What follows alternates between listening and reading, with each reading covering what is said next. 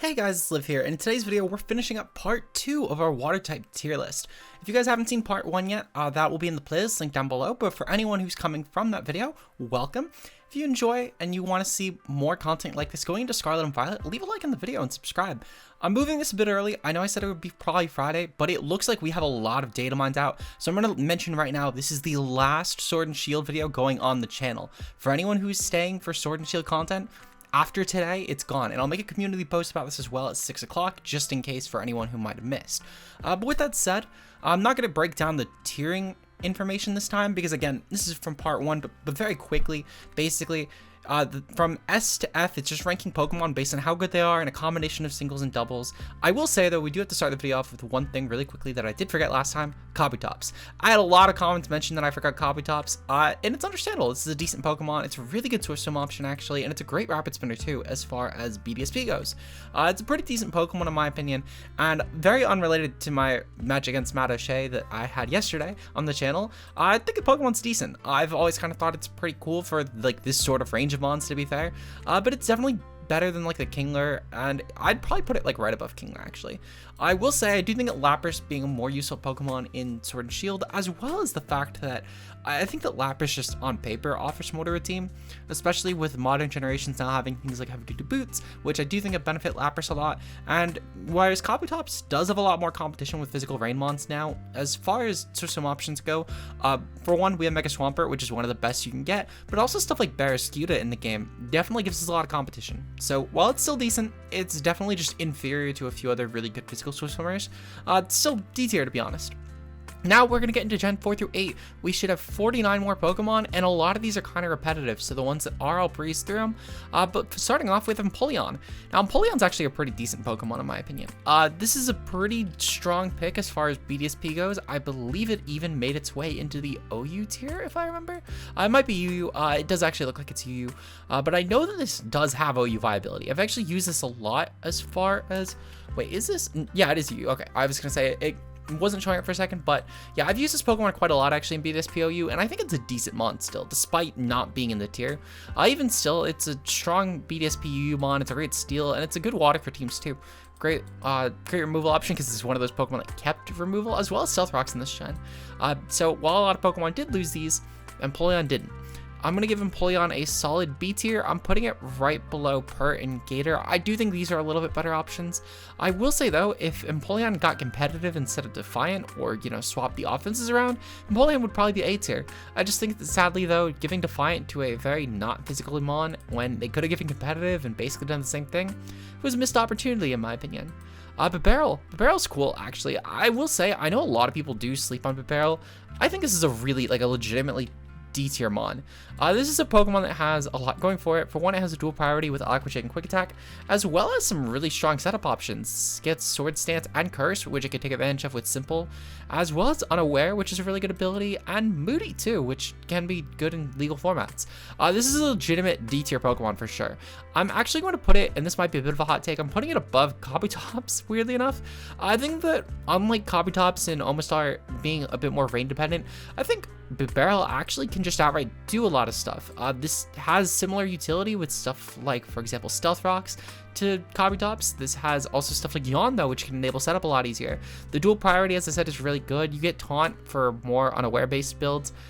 If only this mon got recovery, if it's got like a raw recovery option that wasn't just, you know, rest, I would probably honestly consider putting this in like the CB tier, because the bulk is fine enough. And especially with Unaware, I mean, we see Clefable get by with Unaware as well as Quagsire too. And those Pokemon don't exactly have the best bulk either. Actually, I'm saying this now, but to be fair, Bibarel's best sets are simple. It probably would stay NU, but it would maybe RU? No, it's actually banned from BDSP NU. I think it would probably be like an RU Pokemon, truthfully. If this thing got like recovery, like a good recovery move, like Recover or like Slack Off or something.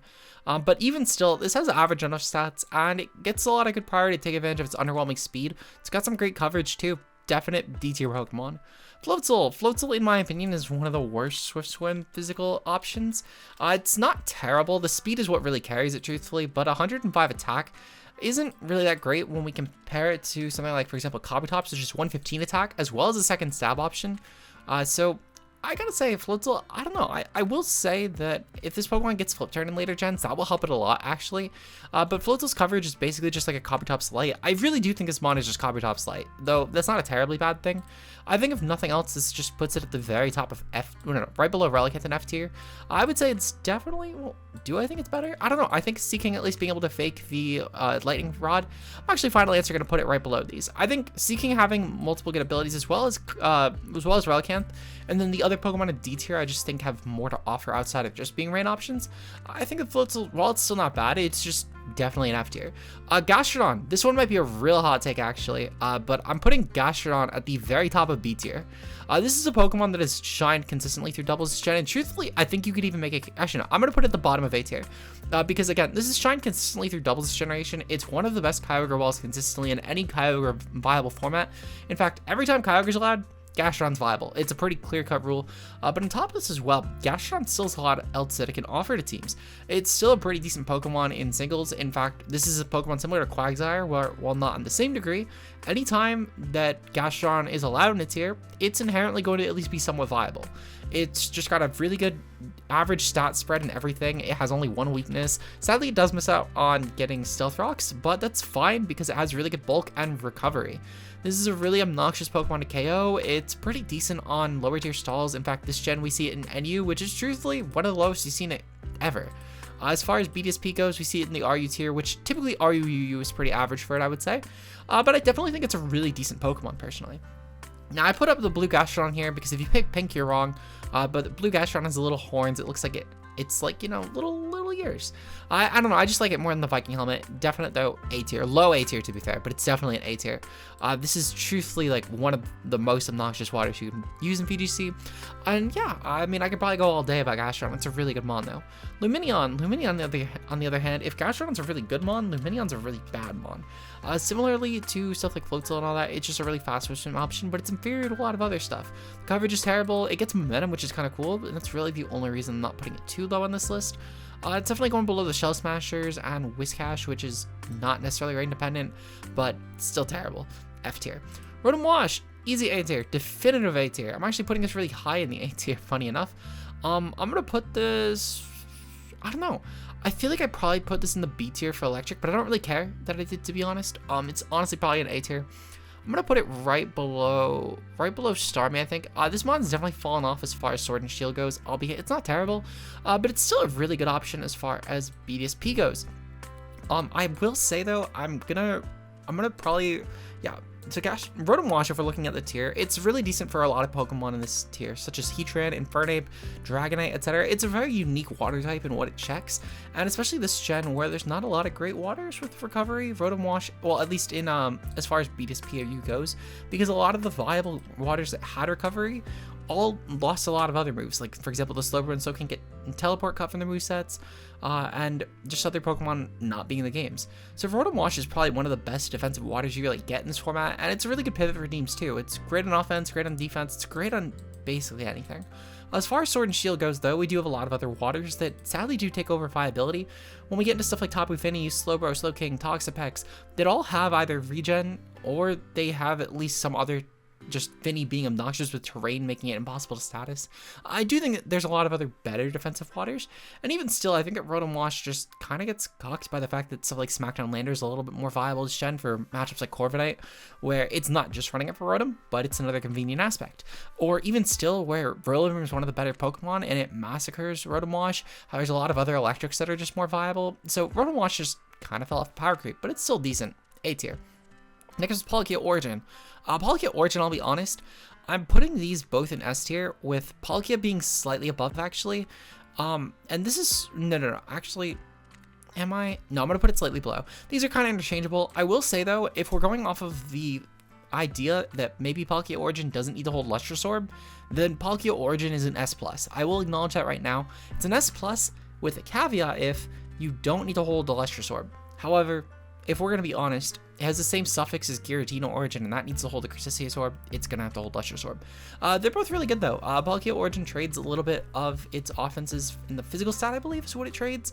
I'll be honest, it's been a while since I've really looked at the comparison for the stats, but I know that Palkia has the 100 speed, whereas Palkia Origin has 120. I'm just forgetting. I'm pretty sure it's a physical attack that it lost a bit in. Yeah, if we compare these, it's literally just a 20 physical attack cut. Just had to make sure. Which, I'll be honest, is a little bit better for Palkia Origin, and it's why I'm rating it higher. I think that Palkia is not a mon that's too item dependent, but it's still a nice convenience to have. And truthfully, I think it would matter a lot more on a 120 based Pokemon where you're much more inclined to run Life Orb and offensive sets. Palkia can just run a lot of items, and it will always find something that works, but never something that works perfectly. Base Palkia is great for checking stuff like Groudon and Kyogre, though. It's one of the best middle ground checks you can actually get in Ubers, besides, of course, Zarude, which is really fucking kicking their teeth in this gen. But at the same time, it's trash against basically any other Pokemon. But Palkia is one of the better, more viable checks to the dual Weather Core. On top of this as well, Palkia Origin being a 120 speed Pokemon, it's going to outpace even more box arts than it previously did. But I will say, though, that Palkia Origin's 120 speed, it doesn't make a huge difference. Palkia already was outpacing a good amount of Dragon box arts, stuff like Dialga, Zekrom, Reshiram, etc., Kyurem forms, you name it. So Palkia's 120 speed is really useful for other Palkia. But if we were to look into other Pokemon that this actually would make a difference in, as far as the Nadex AG tier goes, just to get a full basis for any other potential Ubers that could come into play, this speed has Arceus now, which is pretty good.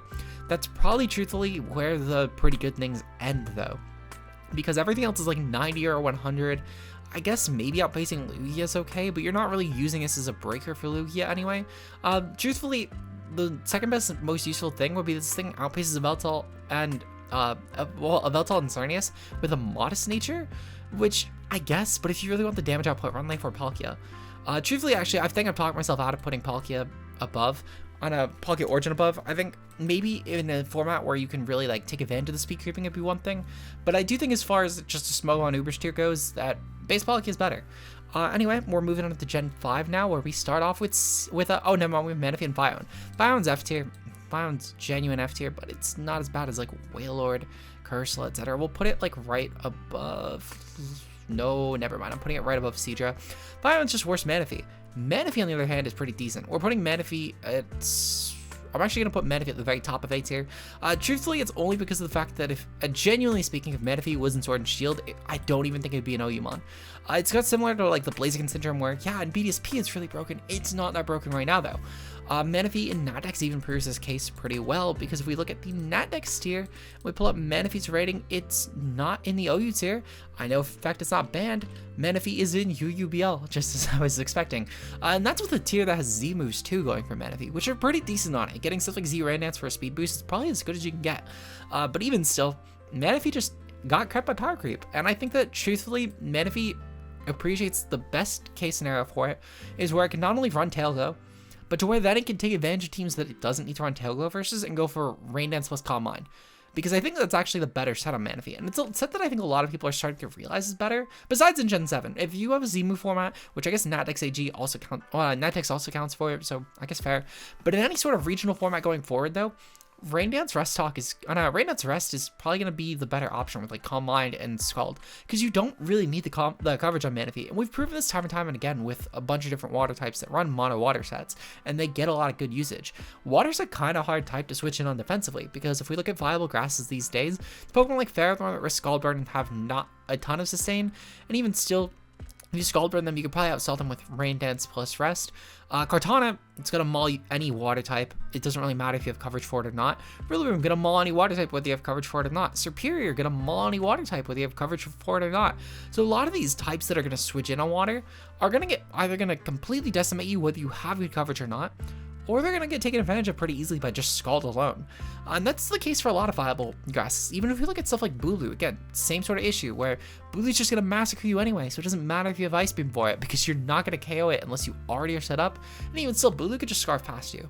I do think, to be fair though, that Tail Glow having the option to create that 50-50 is what's important here. If Tail Glow didn't exist in Generation 9, and let's say Manaphy was in the game, Manaphy would be garbage, because you wouldn't even be able to fake the fact you could run Tail Glow, and it's the fact that similar to Gyarados faking Mega or non-Mega, how Manaphy can fake Tail Glow or Calm Mind, and that's what makes it so good. Regardless, so definite A tier. It's really, really good in A tier, just not S tier. Arceus-Water, this is an S+. It's definitely going to be our weakest S+ of the day, though, but Arceus-Water is pretty decent. This is one of the better Arceus types as far as the Ubers tiering goes. I'm pretty sure this is like an A+ tier, or maybe just a flat A. I know it's really good at checking a lot of things, though. As someone who plays a lot of Natdex AG, this is a really viable Arceus type. It's great at checking stuff like Primal Groudon, Zyger Complete. In fact, it's one of the better middle grounds for this, because you could typically get away with actually running a no-stab Arceus set with stuff like Status Move, Recover, Defog, and Ice Beam as your moveset, because it just has a better typing defensively than Arceus Ice. And on top of this as well, you're able to still hit Primal Groudon that way, and you're also still able to check stuff like Zyger Complete that way pretty easily, as well as all the dragons that are in this format. And water isn't exactly that useful as a type, at least as far as a stab goes in Arc Water. There's lots that run it, but it's typically actually overlooked, because if you want to run a water type that's clicking a water move, just run Kyogre for fuck's sakes. It's not going to really make a huge difference on Arceus. But typically though, Arceus-Water is a pretty decent defensive option. It's great for checking a lot of the different offensive options in the tier. It's a really good support piece in general. It can run Calm Mind, but it typically is outclassed by a lot of other Arceus types. S+ for sure. Really great defensive backbone. Really carries a lot of teams. Alright, we got the Samurotts up next. They basically do the same thing, but one is a secondary stab. I think, in a hindsight, someone had mentioned on the Dark tier list, I think it was, or maybe it was the Hisui Mon tier list, I forget, that they thought Hisui and Samurott was probably going to be like a RU-ish Pokemon, and honestly, I think I agree. I think thinking it through, this is a low C tier. I don't remember where I actually put it on the Dark tier list, I'll be honest, but I think in hindsight, this is low C. Very low C, to be fair. You could make a case for top of D, and I wouldn't exactly oppose it. But Samurott has a lot going for it. For one, if we go off of the Oshawott movesets, we'll pull up Duat, just because Duat, I think, is a better case for this. But you already do get some good options, like Night Slash, for example, which is high crit ratio. You get Sacred Sword for a really good coverage option, which is just a useful type to have coverage for. Fighting is great. And to be fair, if you're clicking fighting moves and maybe your opponent's thinking your choice and you can switch in, your stab is still going to pressure that. But even still, outside of into actual useful coverage, you get stuff like X-Scissor, which X-Scissor is great because you can actually cover grass types that way, as well as, I was going to say psychic types, but you don't really need that. Your stab is dark. I keep forgetting that. But even still, though, if we were to go into other things that Hisui Samurott gets, that it has advantage at least over, you get stuff like, for example, Sword Stance. Your attack stat being 108 is a little bit better than base Samurott, because if I remember correctly, this base Samurott has base 100 attack, so it's something right there at the very least that Hisui Samurott has over, which is it's a very minor thing, to be fair, but I do think the physical move pool on this is pretty good. You still get options like Mega Horn, which is great for fairies. Not Mega Horn, Poison Jab, which is great for fairies. You get some really decent offense too. Base 85 speed is a huge leap above the 70 from Samurott. I do think this will actually be a really good Scarfer, or a set that I've actually been seeing going around a bit. Shout out to Burgo as well for getting me on the set, but Submetallic. A Submetallic with SD and dual stab would honestly frail a lot of teams, in my opinion. As far as regular Samurott goes, one of the better F tiers for sure, but I'm putting it right below Clamperl. I think Clamperl just, again, has more of a defined presence. I don't know. Samurott's actually been a decent option for just general low tiers. If we look at Gen 7, for example, I think this was actually an NU Pokemon. It's RU right now, but to be fair, actually, it looks like it's even a hard. Oh, you know what? No, I clicked BDSP. Gen 7. Yeah, this is an Enumon, and it's a pretty decent lower tier option. I don't know. Maybe I'm underselling it just in comparison to Hisui Samurott. I think I actually am, to be fair. I think I'm going to put it right above. No, I'm going to put it right above. Yeah, Golduck. I think I'm going to put it right above Golduck. Final answer. And to be fair, Samurott is still pretty decent. This could run Specs or Scarf sets, or even just Bandit sets. The move pool's pretty wide. If we're looking at special options, for example, you have Hydro Pump, Ice Beam. That's really all you need. You still get stuff like Scald too if you want a little bit less accurate option, or you get Air Slash if you want to maybe go for different grass types, maybe ones that are neutral to ice but for some reason are weak to flying, I guess. But even still, for physical options, you get a lot of the same utility. You also get stuff like Knockoff, which I'm really hoping Hisui Samurott gets. If it does, I think it raises to like top of C, to be honest, because Knockoff would be huge. Regardless, though, still a really strong option. Simipour is honestly kind of decent. I rate the monkeys high, to be honest. Their one-on-one speed is pretty useful. They're decent coverage options, but to be fair, they're still kind of just shit mons. Their offenses, both being 98, it's whatever. Like, they're just kind of average enough for offense. I'm going to put it right above Floatzel. I'm going to put it right above Floatzel. I feel confident in this. One-on-one speed with the wide move pool it has and the mixed offense it gets, I think it's decent enough. Seismitoad's isn't up a lot this gen. It's a really good Switch Swim option. It's a really good Pokemon in general for teams, both defensive and offensively speaking. It's one of those things where similar to Gastrodon, it's found a lot of OU viability. I'm going to put it actually right above Gastrodon, solely for the fact that Seismitoad has found a way to keep itself noteworthy in OU, purely because of the fact that Rain exists. And I think that, unlike that, it's just a better version of Gastrodon this gen, because while Toad doesn't have a reliable recovery, it does have a water immunity through Water Absorb at the very least, which is a little bit more favorable to a bulky water than Storm Drain is, albeit Storm Drain is pretty good for redirection in VGC, so it's just a difference of perspective. Seismitoad is basically, though, singles Gastrodon, and Gastrodon is basically double Seismitoad, in the sense that they're both really good bulky water grounds, that Gastrodon just has the advantage in doubles typically because of Storm Drain being redirection. Meanwhile, Seismitoad has the advantage in singles because of Switch Swim. Truthfully, these are pretty interchangeable. I do think I'd be off for sure if I didn't put both in A tier though, in my opinion. Maybe I'm off on this. Maybe I'm over tiering them. Who knows? I will say I know for a fact I did not do either of these high on ground, but I think truthfully just a matter of coming around to these and realizing just how much impact they've had over the gen. So I think truthfully I was just wrong in their placement. I think they're both honestly A tier options. Basculin. I did put the white stripe in here as well, purely because it can hold a Violet, and I'll be honest, they're both kind of just D tier Pokemon, but white stripe having the Violet option is at least one thing it has over this, so at the very least, it's something. It's just an item that it gets, it's really all it does. They're cool adaptability options over nothing else, their stabs are good. I will say that despite Basculin white stripe having less of a move pool currently, it has enough already in its move set to where I'm not too concerned, at least as far as the options go, because it gets stuff like Aqua Jet and Aqua Tail and Crunch and Ice Fang and Zen Headbutt. Like, it's enough. Albeit it doesn't get certain coverage options that Basculin gets, but I don't entirely mind that, because it's probably going to get stuff like Superpower. It's just pretty obvious. And even if it doesn't, Basculin gets enough coverage as it is. So with adaptability going in its move set, a Violet Basculin is just better Basculin. Both D tier. Carracosta, just a Shell Smash option, pretty much an F tier for sure, but I'm not gonna lie, it's probably at least better. It's probably at least better than Lumineon, I'm gonna say. The 4 times weakness on this does hurt a bit, especially when we look into the fact that Carracosta only has 32 base speed. You basically need to run Switch Swim plus Shell Smash, or maybe Shell Smash multiple times. The point being is I don't think its abilities really help it a lot here, because despite Switch Swim being really good, it's only good in comparison if you also have another speed boosting metric. Sturdy is good if you could somehow make it last and not pop Sturdy immediately, and then set up 2 Shell Smashes. And then Solrock is good, but your weaknesses are so bad, and like 4 times to Grass is pretty bad, and I know Rhyperior has this issue too, but Carracosta doesn't have an immunity to back this up, nor does it have a much more spammable offensive stab combination, because Rhyperior has Edgequake, which is really obnoxious to switch around. And Carracosta having Water Rock isn't bad, it's not the same degree. And on top of this as well, Rhyperior has a lot better of a natural physical attack stat, which again is more useful in my opinion. On top of it as well, the fact that Carracosta just, I don't know, I think it's just objectively just a not great Pokemon. I'm not going to ramble on it for too long though. Swanna's decent enough. It typically actually finds its way into like the low-end PU sort of tierings to where I'm at least going to tier it, at least not terribly. I mean, it's not a great mon, but like it's just worse Cramorant. I'm going to put it, if nothing else, I don't know, I'm going to put it probably above the Clamperl thing, because this at least has actual tier viability. I'll put it above this too, and Floatzel probably, and I feel confident in this.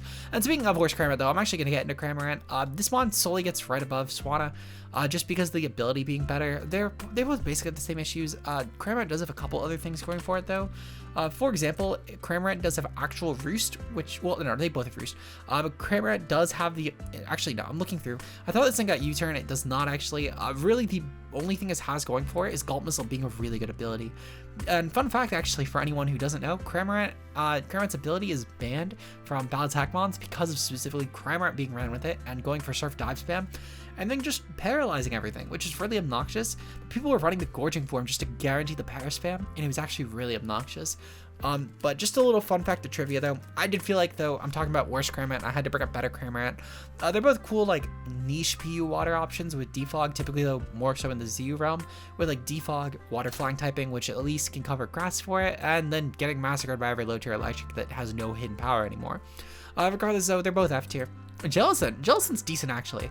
I'm not gonna lie, I forgot where I put this on Ghost. I don't really care. Ghost tier was about a year ago and the opinions changed on it. I'm putting this in the bottom of B though. Jellicent has a lot going for it though. It's a great trick room option. It's a great singles option too. I know that this mon did fall into PU this generation, and I know a lot of people who maybe didn't play early VGC are going to wonder why Jellicent. But Jellicent was actually a really good trick room option in the early VGC metas back with the no DLC mons. Not with the no DLC mons. It was still decent in even just the non-restricted formats, but this was a really big standout pick early gen though. Jellicent was able to take advantage of a lot of teams. Running stuff like Mystic Water plus Water Spout was really amazing on Trick Room, and this could also set its own Trick Room, so it's just like kind of a budget Torkoal, I guess. This actually saw a lot of top cuts though in the early portion of VGC, especially in the pre-DLC metas, but I still think it's decent. Just sadly, you know, when some of your top Pokemon are Rillaboom and Regieleki, it's kind of hard for Water to be viable. I still think though that if nothing else, this was a really good Pokemon, and I want to show that, so we'll put it at the bottom of B. I think this definitely does have enough doubles niche going for it to where, while it's not as viable these days, it definitely was viable at some point. And even if we go into, let's say, the current doubles metagame, at the very least Series 12, that was the last one that actually mattered. While Jellicent definitely has fallen off a lot in usage in comparison, Kyogre typically is actually opting to not run Thunder this gen, at least a lot more than, to be fair, it's running Thunder a lot more than previous gens, but Kyogre in VGC typically goes for Ice Beam, Origin Pulse, Water Spout, and Protect. Now, there are a lot more sets that are running Thunder because of the rise of items like Assault Vest, and also just the fact that it's coverage for other Ogre matchups, which is pretty decent, and also getting Rising Voltage partnership with stuff like Regieleki is pretty good. But at the same time, though, it's definitely not high in VGC, albeit it's one of the more used moves to be fair, but Ogre only runs like 5. So being in the top 4 out of 5 isn't really a lot. And again, this is really in comparison to the fact that Thunder's usage is really mostly because of the fact that AV is so good this gen. And even still, it's only 60%. It's not too high for a 5-move Pokemon. Regardless, so this is just in Series 12 alone, but there are definitely a lot of Ogres that run Protect. Basically anyone that does is getting walled by Jellicent.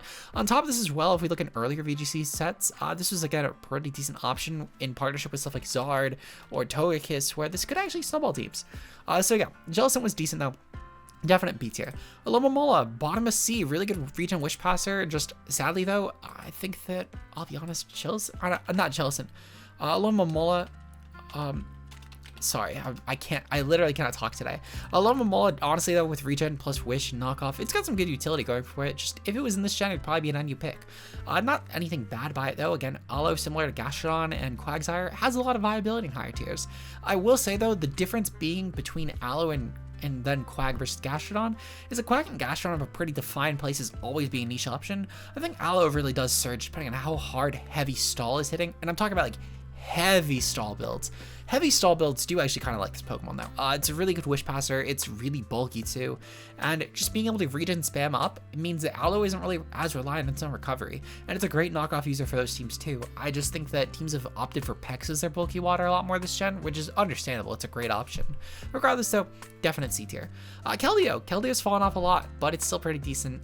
We're putting it in the B tier. Really good offensive fighting, great choice scarf option. It's definitely no longer really having a place in the OU tier, or at best, it's a very niche but outclassed option by Urshifu Rapid in the OU tier. I don't know, I just think that Keldeo definitely has a lot more competition this gen if we're looking at this tier. And even still, I wouldn't act like Keldeo is like the best Pokemon of all time in UU, albeit it's a decent one at best. But like, if we're looking, for example, at other UU Pokemon, we have stuff like Crocodile. Cobalion, weirdly enough, is actually a pretty viable one. But that's more so just, I don't think Cobalion's a good Pokemon as a toolkit, but it offers a lot to the tier, to be fair. Looking at this tier, I can get why. But Keldeo definitely does have a lot of options, even in its own tier with stuff like Primarina, for example, and also just other bulky waters like Rotom-Wash existing as tier, Slowking, for example, all these really good checks. And I think the fact that Keldeo can still find a way to be viable is pretty good, and it does match up really well against anything that's not a water type in this tier. It's just so many viable waters. B tier regardless. Ashgren's in A tier, Protean Gren is in A tier. They're both pretty good. They make each other better in my opinion. I'm going to put Ashgren in the S tier. I think truthfully, Ashgren does have a case to actually be banned in Natnex. This is a really good breaker. It's a really good pivot on a lot of teams. And I think even despite the fact that Pokemon like Pex and Ferrothorn are viable, they aren't really good long-term checks. They're really good in the short term though. And you can, in theory, pivot out enough until you get something that's actually able to handle Ashgren. I don't know. I think that, to be fair, the metagame thankfully has shifted in a way where Ashgren isn't as demanding. No, never mind. I'm actually going to put it back. I'm going to put it back. I'm still keeping Ashgren above, to be fair. I do think Ashgren is as good as it is because of how good Protean Gren is, and the fact you could bluff both. And while the meta does definitely surge in and out between which one is better, I do think that, to be fair, Ashgren is slightly better, and it's solely because of how good Protean is. And the fact that with Protean, you know, if you let's say predicted it's Ashgren and it ends up being Protean, whatever. The coverage is really good, but you can at the very least kind of define what it can do in a certain realm of things.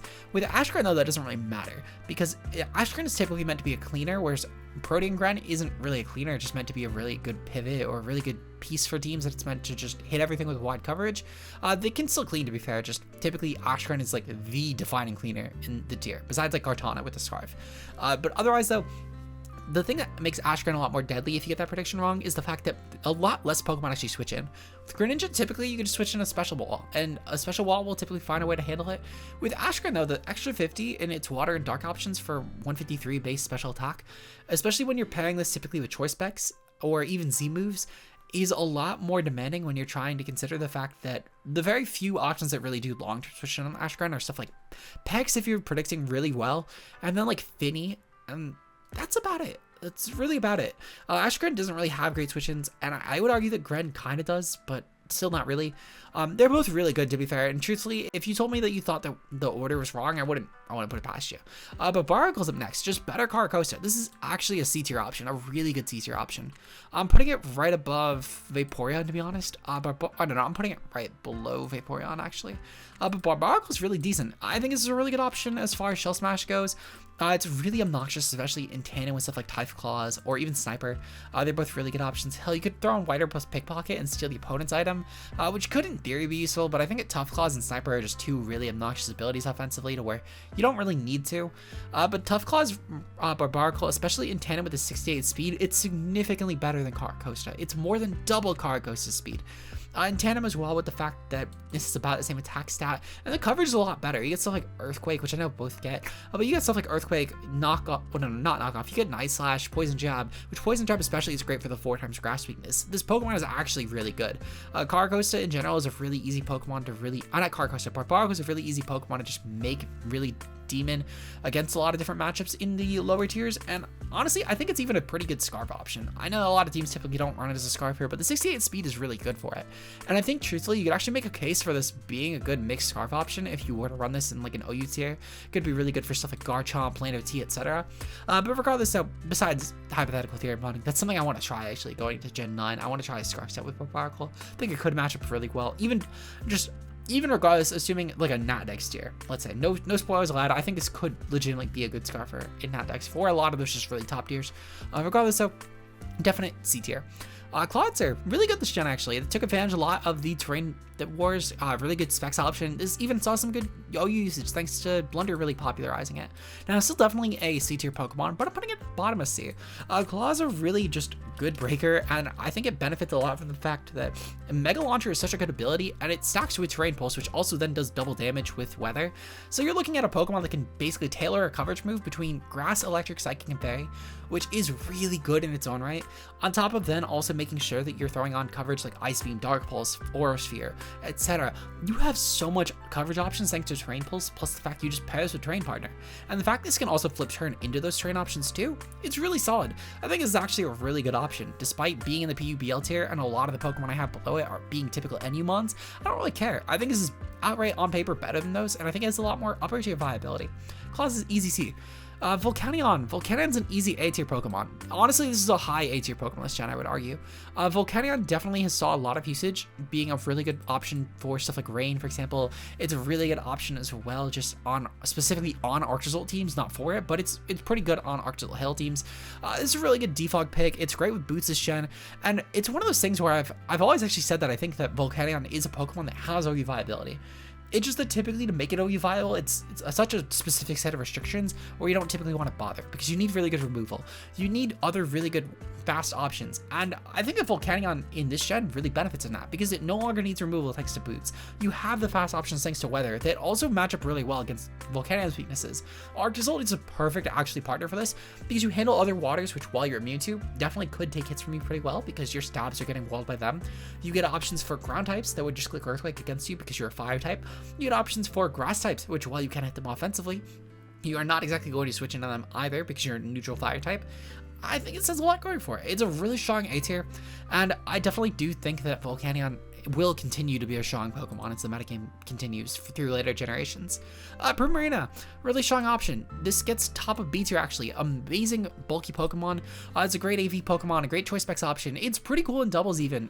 We saw this a lot in early gen where it was popping weakness policy for Coal with Aqua Jet, and also stuff like Liquid Voice with Hyper Voice is really good to give Prim a dual spread move that is 100% accurate. It goes through Substitute, and Prim doesn't really care the fact that Liquid Voice isn't actually boosting a water type attacks because the fact that it's gaining an 100% accurate spread option that's not hitting Cold long term. I do think Prim in general is an obnoxious Pokemon, and it's a really good breaker this gen. It even has some good OU viability, I would argue, for Sword and Shield OU, despite not being in the tier. This has a lot of good matchups, I would argue, against, for example, if you were to throw this specifically on Trick Room, actually, I think would be the best case right now, where you could definitely break a lot of different common Pokemon, stuff like Volcarona, Urshifu, Victini, Landorus, etc. Even outside of Trick Room, though, I would argue this is still a pretty good AV pivot, albeit Fini definitively outclasses this Pokemon in every way, shape, or form. Fini's a better Calm Mind user this gen. It's a better AV Pokemon this gen. It's, well, not necessarily AV, but Fini doesn't really need to run AV. It just runs 3 attacks plus like Haze if it's going to run AV set. It's bulky enough to do that too with terrain. The point being though is I think that Fini just objectively does everything basically that Prim does better. Regardless, so Prim is still really good, just outclassed. B tier. Wishiwashi. It's an F tier Pokemon, but I will say that this is, if nothing else, a really bulky Pokemon, and it could actually cause some good low tier problems. I'm actually going to put it above Simipour. Wishiwashi does a couple things going for it. For one, the schooling ability makes it so at least the school form is pretty good. With 140, 130, 140, 135 for all of its non-HP and speed stats from attack to speed F respectively, it's pretty decent. The 45 HP kind of makes the bulk average, but when you have mixed offenses and a good enough coverage set, in my opinion, this is a really good mixed attacker actually. And it's great in Trick Room. It's also got its own pivot, as I mentioned, which is great for getting around the low tier. Truthfully, you could run U-Turn, Hydro Pump, Scald, and Ice Beam, and you're probably going to be fine. But even still, if let's say there's some really good electric type in the tier, throw an Earthquake. I do think it's pretty decent though. Typically we actually see this in the lower tiers, but it's definitely a Pokemon. Marini, noteworthy enough, it's better than a lot of these shit waters. I would argue that Marini would have a place for sure, at least below Clamperl. This is just budget packs. You get some really good Toxic Spikes out of this, as well as regen support. This is definitely a mon that would, if Zuyu was an actual tier this gen, have legitimate viability. You get some good Violate usage out of this, and it's really hard for low tiers to kill. Great knockoff support, great T-Spikes, recover, magic coat for opposing hazards. It's really decent in my opinion. And then Pex on the other hand, Pex is definitely top of A. I think you'd actually make a case for this being an S tier. In fact, I am personally not going to. If this had a little more doubles viability, I would, but it's so bad in doubles, I think it averages out. I will say though, this is an amazing Pokemon in singles. It nearly got banned in Not Dex AG, and Not Dex OU. It is still a really top tier Pokemon in Not Dex Sword and Shield. Not Dex Sword and Shield, in Galaridex Sword and Shield. I just think that Pex, to be fair, it has so much other competition from other top tier waters, and I don't think it defines enough of a rollout to where, while Pex is really good, and I'm kind of shocked that Sword and Shield didn't suspect test it, because again, I know Not-Dex did, and Not-Dex has a lot more options for it, and I think the Not-Dex tier was less annoyed with it, personally. I think that Sword and Shield had a lot less viable mons, but maybe, I don't know, maybe it's just me not understanding why. Regardless, so I'm kind of shocked that Pex didn't get a suspect. I'm going to definitely keep it in A, but it will definitively be the highest mon in A. I'm not going to put any A tier Pokemon above it. This is just the epitome of a really good defensive wall. And I know that despite having, you know, no offenses, it doesn't really matter. And even with the average HP stat, the typing is what makes a big deal here, because Pex cannot get poisoned, which is great. So having 50 HP is just a really good way to keep this from not being an Uber's Pokemon with 152 defense and 142 speed F, especially with regen, and which, unlike Wishiwashi having similar bulk issues, is at the very least not as good of an ability. In fact, it hinders it. Regardless though, Pex is a definite A tier. Easy A tier. Araquanid gets a solid bottom B. Really good webs option. It's a really cool low tier option too. This, even if I remember correctly, I think, oh, never mind, I'm mixing it up. I was gonna say I thought that Araquanid got some VGC usage this gen, but well, not actually noteworthy VGC usage this gen. I thought I got more. I'm gonna actually bump it down to bottom of C. I don't know why I was thinking B tier, but it's still a really good webs option. It has some OU niche at the very least. It's got some good support options in general with stuff like Spiderweb, which allows it to trap stuff, which is pretty cool. Or at the very least, Whirlpool as well, I believe it. No, it doesn't actually have Whirlpool. What the heck is monitoring a Whirlpool? Spiderweb is still pretty decent though, if nothing else. This Pokemon definitely can, at the very least, do some. Oh, you know what? No, Spiderweb is cut. Huh, the more you know. Even still, Araquanid does have enough going for it, where, in my opinion, this is a really good webs option, and Water Bubble is a really broken ability on a kind of average otherwise Pokemon. And Water Bubble truly does keep this thing from being an F tier Pokemon, in my opinion, because it allows this thing to actually run some really good Splash Blade or Choice Banded sets in higher tiers like UU, OU, etc. But it's a decent webs option regardless, just, I think it's outclassed. It's C tier. Golisopod definitely gets a solid top of D. This is a really good option this gen. I think it's been a really good pivot, and a lot of teams have finally stopped being scared of emergency exit because of the fact that you have Boots, which no longer makes you as weak to hazards. Great Spiker, first impression is a great priority, as well as in tandem with Aqua Jet and Knockoff. It's really good this gen in my opinion, it's really good for a low tier setting. I think the difference is, and I know that to be fair, that Golisopod is tiered a lot higher than Araquanid is. I think that Golisopod, well, actually, no, I'm going to put them both in D tier. I'm still putting Pod lower, and it's solely for the fact that, well, no, Pod made a really good rewards run this year, didn't it? I'm actually going to put it right above. They're still both pretty interchangeable though. I think this Mon is a lot higher OU viability despite not being in the tier. This Mon, on the other hand, it had at least a good double set for like a single team. I'm not going to act like it makes a huge difference though, and why I'm tiering on buff. It also, in tandem with that, is a lot more viable in like, are you at the very least? Like, are you, if nothing else? This just has a couple tiers above it in usage, which I guess is something. I don't know. They're both pretty interchangeable. Truthfully, I wouldn't disagree if you told me either one was wrong. Pyukumuku, really cool water type, but like it's way too passive and its moves that's kind of shit. I think a Quag, if nothing else, is definitely the better option typically for water type installs. I'm gonna actually put this. No, I'm gonna keep this right here. I think Pyukumuku's ability Unaware is really nice, but this has basically no way to actually do damage unless if you're attacked. The one thing this did get, which is pretty cool, is Toxic, but even still, this, in my opinion, can get shut down pretty quickly by opposing Taunt, and it's something that not even Quag really cares a ton about, because if nothing else, Quag could at least Scald through stuff, or at the very least, in a worst case scenario, Quag has options that aren't just counter to do stuff damage-wise. If this thing at least got, you know, like Miracle, I'd maybe, oh, you know what, it does get Miracle, right, I forget that it's a Miracle. Okay, you know what, I'll put it top of D. I'm still putting it in a tier below Quag. I do think a Quag objectively, especially with the only one weakness and the outright immunity to electric, is pretty decent, and I'm gonna value it as such, but still, definitely low tier. Silvali's decent. As a Silvally type, water is one of the better ones in my opinion, but it's still not a great Pokemon. Silvally water definitely just outclassed by how many good low tier waters there are, but I'm putting it above Simipour if nothing else, just because I'm putting it above Wishiwashi if nothing else. The utility this offers is pretty good. Stuff like Defog, Parting Shot, etc. Actually, I lied. I'm putting this top of F. It's just, utility is way too good, but it's so outclassed by a lot of other waters. We're putting it in F tier. Bruxish is just decent. It's just the worst option of its ability, which is basically just Queenly Majesty. It's just not as good as Serena, but it's still pretty decent. A cool low tier Pokemon with stuff like Psychic Fangs, for example. This would be a pretty good option with Strong Jaw as well. I think it's a decent enough D tier where it's definitely better than Basculegion for sure, because it not only has Strong Jaw, which is pretty decent, it's not as useful as adaptability for it to be fair, but it's still pretty close.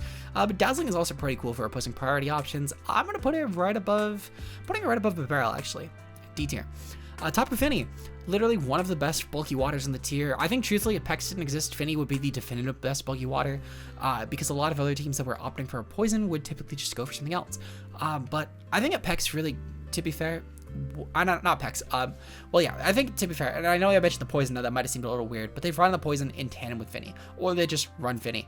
But Fini is able to be such a great team player. It's great at clearing stats. In fact, actually, no, I lied. Fini's also a pretty decent Pokemon in doubles. I think that putting it in this tier would be a disservice to its usage, actually. This is a really good Pokemon in doubles. I'm putting it above Lapras solely because Lapras actually doesn't hold up as well with the restricted, albeit it's still really good, and you could definitely make Lapras work with stuff like Zacian cores. But when Ogre is ran so often, Lapras just kind of gets shut down. But Fini actually, on the other hand, doesn't, because Fini is a very unique role. While Lapras would definitely still try and be an offensive Pokemon as well as Mega Blastoise, Fini doesn't. Fini's just a really good support Pokemon. It gets stuff like Haze to shut down opposing Dynamax. It's great with knockoff support. Defog's great for singles. You get Misty Terrain, which is great to clear opposing terrain even in doubles, which that alone is a nice use, making sure that Rillaboom lacks priority on a turn. That alone could partner with something really good and shut down Rillaboom matchups, which are otherwise really terrifying. The point being is you have a lot of options that Fini can be a really big nuisance in doubles. I'm putting it in S tier. I'm sure I did not put it there in the singles tier, in the fairy tier list. I don't really care. I think definitively that if I didn't put it in S tier, that was wrong. Inteleon G-Max. Not a terrible G-Max option. The Snipe Shot is really good, and I think that the fact that it could solely get around this Pokemon right here with Redirection, it's actually one of those few G-Maxes that got the Mold Breaker option, or that lost something. Like, for example, Cinderace lost Sun with it, and Rillaboom lost Grassy Terrain with its max move. I don't think Inteleon minds, because making sure that it's not getting redirected by Storm Drain is pretty fucking useful. Definitely A tier. The regular Inteleon, though, is honestly at bottom of C tier. 120 speed is really good, actually, but this Pokemon, unlike Pod and also the Araquanid, this just doesn't really have higher tier viability, but it's good enough to get banned from PU at the very least, and its speed tier is really good as far as an NU tier goes. Definitely a solid C tier mon. Drednaw. In my opinion, it's just a better Relicanth, solely for the fact that if nothing else, Drednaw's move pool is just a lot better. Well, no, I don't know if I'd say that.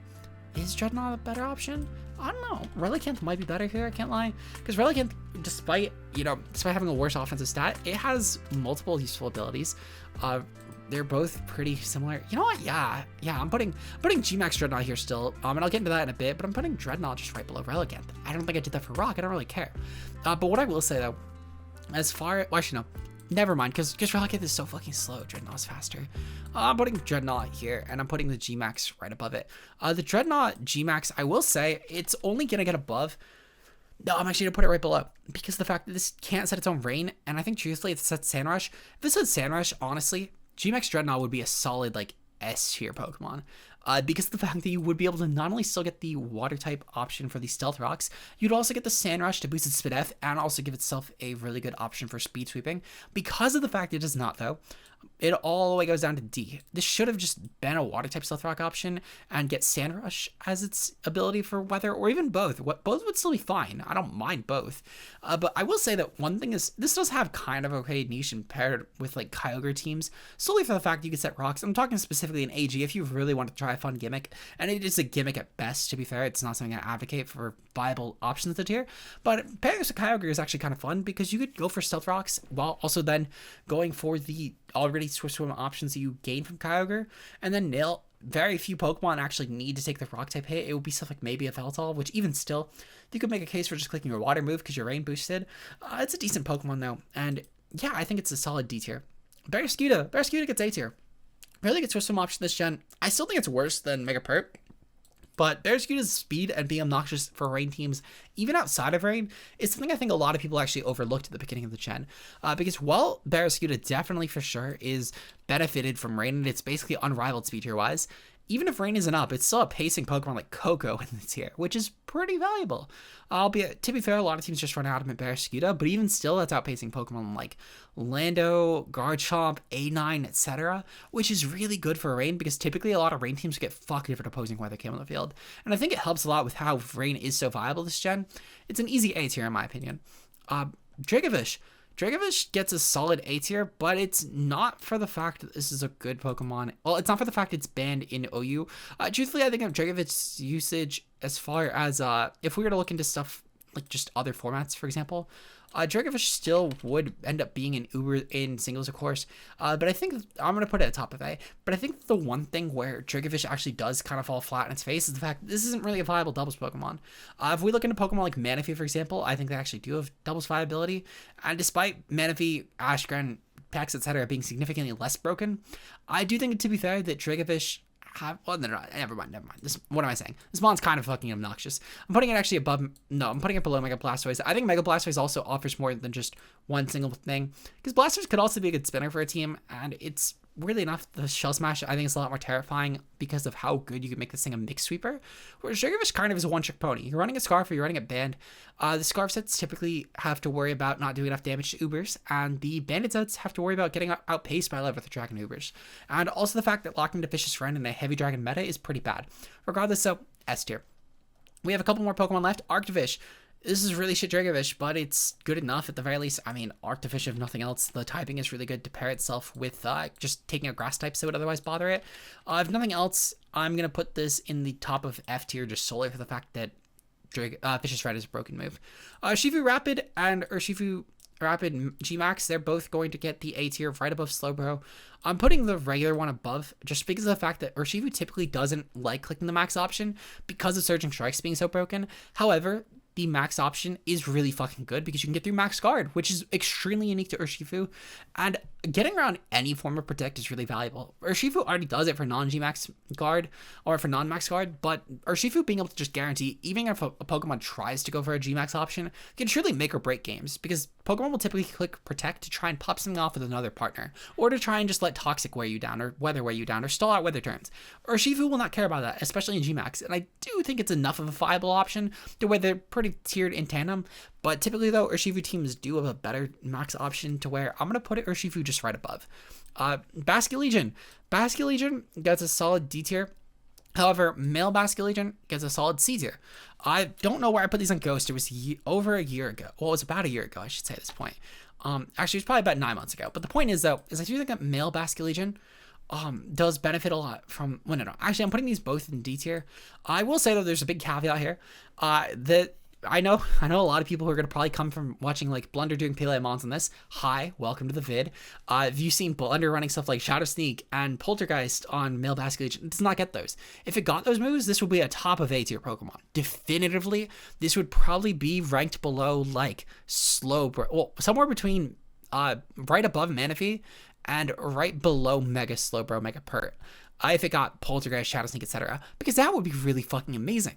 Wave Crash is really good, though. I will say something I didn't really look into is the fact this apparently just a really good priority option. Apparently, allegedly, it seems like it's either priority or going to be speed boosting. I don't really care. But regardless, though, this missing out on a physical ghost move is pretty big for it. Basculegion Female, on the other hand, does trade some of its offense for a viable ghost option, and that's pretty good too. However, Basculegion Female does really only have Ice, Water, and Ghost for options, which is fine, to be fair. An adaptability user, it's whatever. But the fact that they're both 78 speed, and this one has no priority that's actually going to benefit its stronger offense, it's a little bit lackluster. They're both D tier. I will say, though, these both truthfully could shoot up to B or A tier, and I think they will once they get their actual movesets. I'm not going to get into Hypertheriumoning territory, but if you want to down below, feel free to. And as well, just comment your thoughts generally on this tier list. If you enjoyed the video, leave a like and subscribe for more. Shout out to channel members being Josh K Ultraplayer, Mia, and Zeke0. Your guys' support is incredibly appreciated. And if you want to become a channel member today, link to that is down below. Until then, I will see you guys tomorrow where we will finally start our PLA week before the launch of the games. Until then, peace out, guys.